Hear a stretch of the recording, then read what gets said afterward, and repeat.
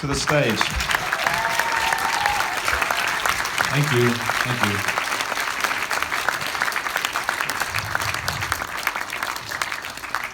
So I think we've got like 15, 20 minutes to talk, and I'll throw questions open to you guys in due course, but I'll get the ball rolling a little bit. Thank you for sitting through the credits. Oh yeah, well, we put the most important scene under the credits. So. We were actually just talking about that earlier because there's another movie that's just coming out called Call Me By Your Name, which has a great shot over the whole end credits, and some people sort of get up and leave, and it's like heresy, really. It's terrible. Yeah, it is. I don't like to be precious, and actually we take great pride in the fact that the film is very economic. The only thing that's over black is the title card, and everything else is economic and very much working within the movie. So everything is on screen in a way. I mean, I found it just as compelling the second time just then, watching these characters kind of live by their crazy reflexes as I did the first time I saw it. But maybe I can talk to you both first about Connie, one of the most interesting and kind of unpredictable characters I've seen in a film for a long time. I'm wondering whether there was an idea of Connie that you had, or if it was when this guy came to you. I'll start with you and then go to you. Okay. Was that, yeah. I mean, did you have an idea of Connie first, and then what happened? So this film that we made prior to this was just kind of coming out, and Rob reached out to us, and he had just seen a still from it, and said, "I want to work with you. I don't care what it is," he hadn't seen the movie yet. And we were very much kind of fixated on this other film that we're doing next year, and we decided to take the detour, and I had this general interest in kind of the prison ethos in America, and I was reading Executioner's Song by Norm Mailer and In the Belly of the Beast as well, and had just recently downloaded every episode of Cops, greatest American TV show. The first TV show to really bring America into the living rooms unannounced. It's an important show. Anyway, so I approached Rob and I said, "Hey, I have this idea for a movie." All I had it's called Good Time, and it's about a guy who's just released from prison who thinks that his vessel to freedom is owning a piece of land, and no matter how shitty that land could be. And that was it. And then we met him, and when we met him, we kind of saw someone who was on the run in a weird way, someone who was always looking over his shoulder, worrying, and manic as well, a manic energy, and we kind of started building the character from there. And then the character really was a collaboration in the sense that he really wanted to be someone who was street cast. He wanted to be opposite Buddy Duress and really fit with him. So we built the character up from birth all the way to the movie begins. It was really an elaborate character biography, and I didn't feel right moving on. I kind of it was like every 3 months you update what's up with this guy's life. Then I'd send them to him, and he was on set, and then for doing Lost City of Z, and he couldn't come to New York at times, so I sent him a documentary by John Alpert called 1 Year in the Life of Crime, and these characters started to build themselves, and then the character of Connie really kind of stuck out.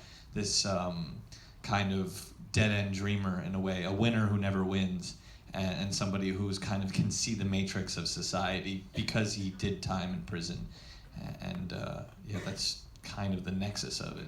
I mean, I love the combination in Connie of being a guy who's incredibly wrong-headed, but also incredibly quick-witted at the same time in many ways. His ability to kind of think on his feet is incredible. And I wonder on set, because it's such a high-energy, high-tension experience to watch, but on set, was that comparable for you? And were you feeding off the kind of manic energy of the other actors and people around you? How did it feel to actually shoot the movie? Yeah, I mean, it was... I don't know whether you kind of orchestrate the mania of it, but I mean, it was definitely. I mean, the areas where we were shooting, and also just kind of shooting in the middle of the night constantly, and way. Normally you'd shoot for a maximum of 12 hours a day, and with this, it's kind of a minimum of 15. And eventually it does kind of get to you. You kind of go a little crazy. But yeah, no, it was just an incredibly high intensity shoot, and also there's interesting things like not a lot of the other characters had really seen the entire script, and so if you're the only one who's really seen it and you're trying to kind of, I don't know, fit your performance in with a macro view of the entire story, it's kind of crazy when everyone else is, like, even with Jennifer Jason Leigh, like she hadn't seen the script when she was doing it, so she can just play. She's in her own movie, and whereas I don't know whether it even shows in the movie, but you're kind of, I'm vaguely trying to fit these scenes, and whatever she's doing, I'm trying to react to it, and then trying to fit it in some way into the movie as a whole, and it definitely does some kind of. It's relatively stressful. It's not a good answer.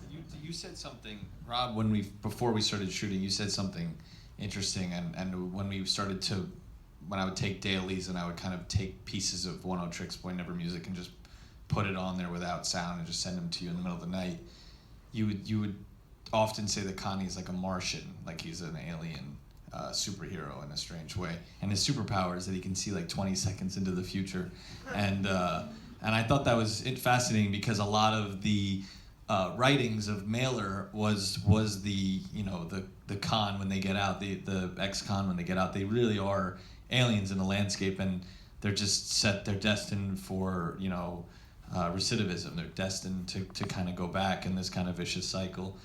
And I don't know, I thought it was you played it in the right way. You often, when Sean would frame you up, you would do these things with your eyes that are just like, there's nothing behind it, but there's also like this huge well behind it. It was interesting. Yeah, I think it's interesting.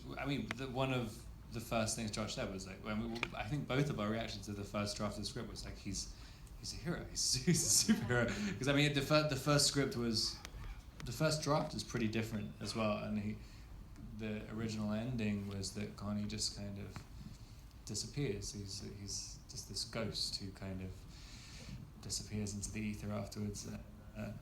I think as we were doing it, it's kind of it's fun and kind of interesting to play a part when you can feel that pretty much every element of the movie is trying to promote this character as a heroic character, and you could feel it, and like as we were shooting it, and you kind of just a certain shot where you in a conventional story, you would have this shot when you have the camera kind of placed like pointing up at the lead character as if you're having this kind of the hero shot. Everything's a hero shot, and you react to that as a performer, and it's interesting because that's how Connie sees himself, was how I felt like I was being shot, and it kind of it affects the performance quite a lot. And this isn't really a question, but I would just really like to congratulate you, because I just think everyone who sees the film just comes out going, Robert Pattinson, this is like the strongest work he's ever done today. It's so good. I hope everyone here agrees as well.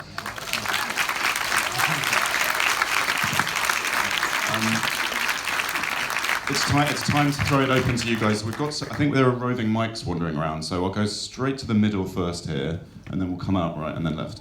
Hopefully got time for like 3 or 4 questions. We'll start in the middle. Thank you.